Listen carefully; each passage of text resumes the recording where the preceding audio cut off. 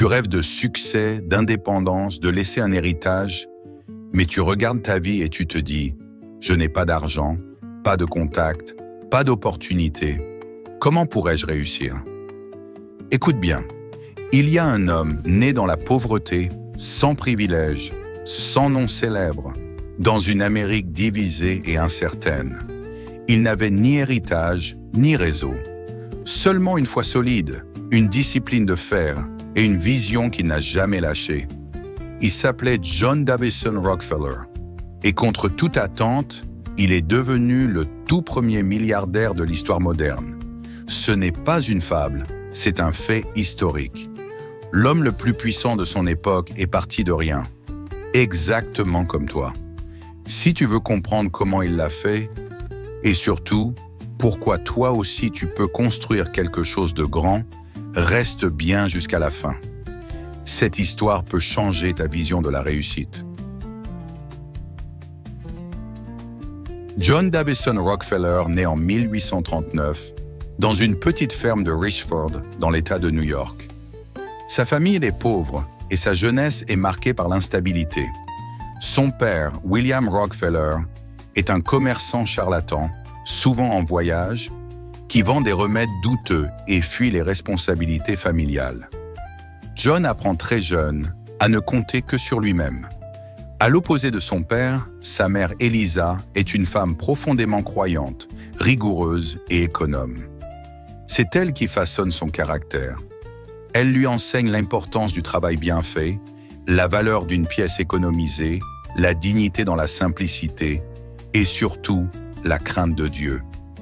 À l'âge de 16 ans, Rockefeller entre dans le monde du travail comme assistant comptable, gagnant quelques dollars par mois.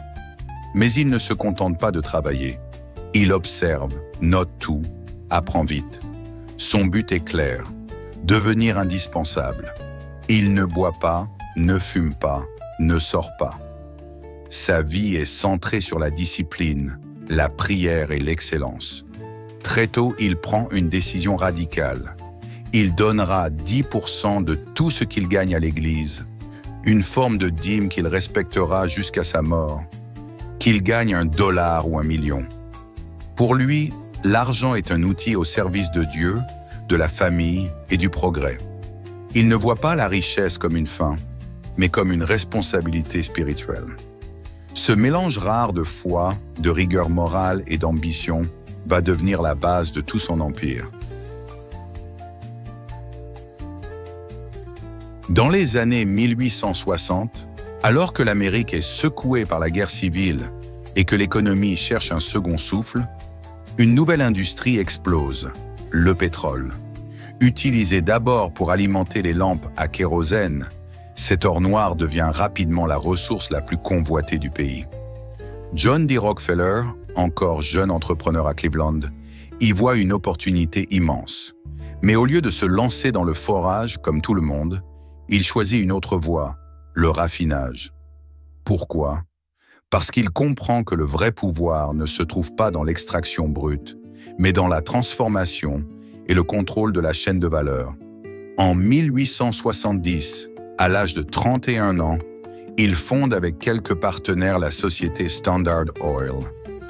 Et dès le départ, il applique des méthodes de gestion modernes, rigoureuses et parfois controversées. Il automatise, centralise, négocie des tarifs préférentiels avec les compagnies ferroviaires pour transporter son pétrole à moindre coût, ce qui lui permet de vendre moins cher que ses concurrents, tout en restant rentable. Il rachète des raffineries une à une, souvent en leur faisant une offre qu'elles ne peuvent refuser, coopérer ou disparaître. À travers cette stratégie, Rockefeller bâtit un véritable empire industriel où chaque centime est traqué, chaque processus est optimisé. Il ne laisse rien au hasard. Sa philosophie? Il n'y a rien de mal à faire de l'argent, à condition d'en faire proprement. Au fil des années, Standard Oil devient une machine de guerre économique, absorbant ou écrasant la concurrence, jusqu'à contrôler 90% du marché américain du pétrole. Mais Rockefeller reste dans l'ombre, loin des projecteurs. Il ne cherche pas la gloire publique. Ce qu'il veut, c'est le contrôle absolu, Pour cela, il crée des structures juridiques inédites comme le trust, un modèle d'organisation qui permet de gérer un vaste réseau d'entreprises sous une seule autorité, le tout dans un flou légal à l'époque. Ce modèle fera école et provoquera plus tard l'indignation des pouvoirs publics. Mais derrière cette stratégie froide et redoutable, il y a aussi un homme qui croit à la stabilité, l'ordre et la durabilité. Rockefeller pensait sincèrement qu'en concentrant le pouvoir entre des mains compétentes et responsables, il rendait un service à la nation.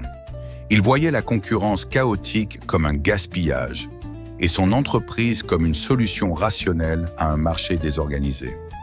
Que l'on soit d'accord ou non, une chose est sûre, il a transformé le visage de l'Amérique industrielle. Au tournant du XXe siècle, l'empire Rockefeller est à son apogée. Standard Oil n'est pas seulement la plus grande compagnie pétrolière du monde, c'est un véritable État dans l'État.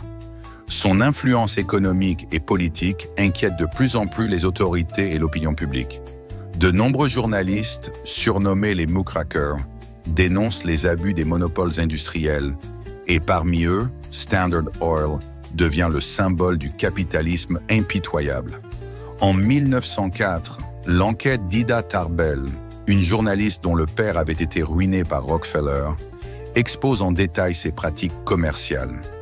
L'Amérique découvre alors le fonctionnement opaque du trust pétrolier.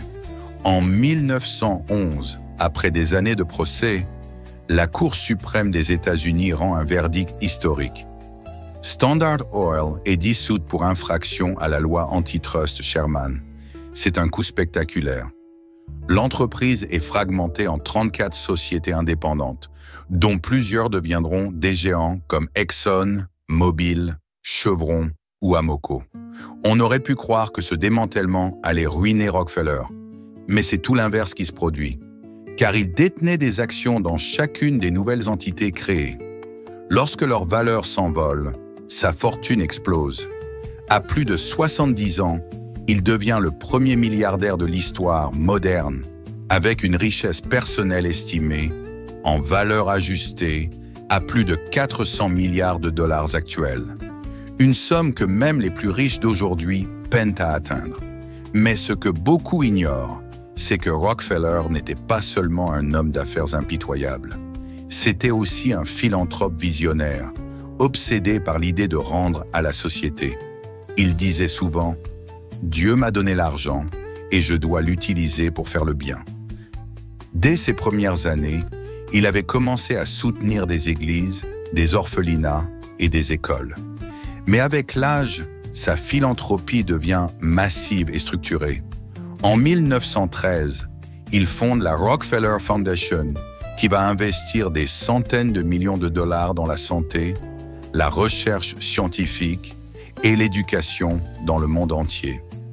Ses contributions sont monumentales. Il finance la lutte contre les maladies comme l'hameçonnose, la malaria ou la fièvre jaune. Il aide à créer l'université de Chicago, qui deviendra l'une des meilleures du monde. Il appuie des institutions comme le Spelman College pour les femmes afro-américaines, le Rockefeller Institute for Medical Research, Future Rockefeller University, et même des programmes d'éducation dans des pays pauvres. À bien des égards, il invente la philanthropie moderne, avec un modèle de gestion rigoureux à long terme, basé sur des résultats mesurables. À la fin de sa vie, John D. Rockefeller a distribué plus de 500 millions de dollars, soit plusieurs milliards aujourd'hui. Il disait qu'accumuler de l'argent sans en faire profiter l'humanité était une erreur morale.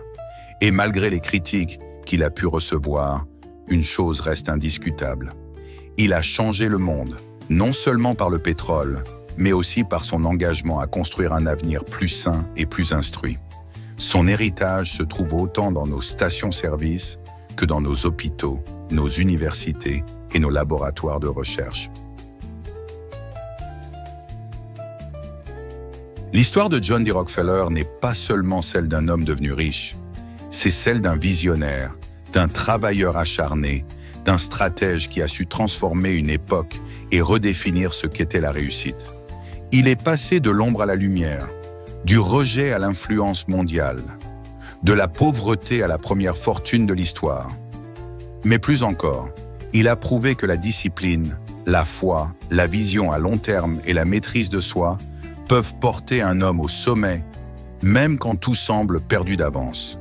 Alors peu importe d'où tu pars, peu importe les obstacles que tu traverses aujourd'hui, tant que tu es vivant, discipliné, centré sur Dieu et déterminé à apprendre, tu as encore la capacité d'écrire ta propre histoire. N'attends pas d'être parfait pour commencer. N'attends pas que le monde te valide. Commence petit, pense grand et reste fidèle à ta mission. Si cette histoire t'a inspiré, mets un like, abonne-toi et partage-la à quelqu'un qui a besoin d'y croire encore.